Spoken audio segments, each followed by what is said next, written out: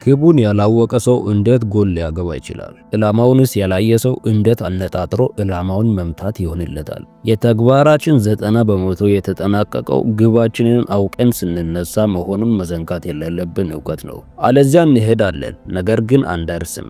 እንናገራለን፣ ነገር ግን መልእክትን አናስተላልፍም። እንሰራለን፣ ነገር ግን አንገነባም። እንመለከታለን፣ ነገር ግን አናይም። እንሰማለን፣ ነገር ግን አናዳምጥም። አጎንብስና ግቡን አውጣ። ቀና በልና ግቡን ተመልከት። ድፈርና ባመንክበት ነገር ላይ ተራመድ። መድረሴ በፍጹም የማይቀር ጉዳይ ነው። አንድ ሰው ረጅምና አድካሚ የሆነ ጎዳናን ካለፈ በኋላ መንትያ መንገዶች ላይ ደረሰ።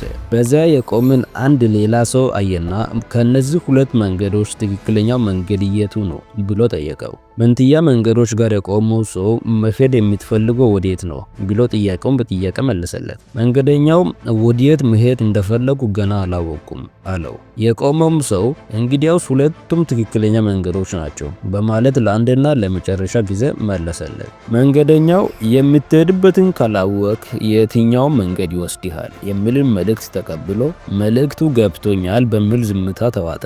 ቁም ነገሩ ከየት እንደመጣ አይደለም፣ ዋናው ቁም ነገር ወዴት እንደምትሄድ ማወቄ ነው ይላል ብራያን ትሬሲ።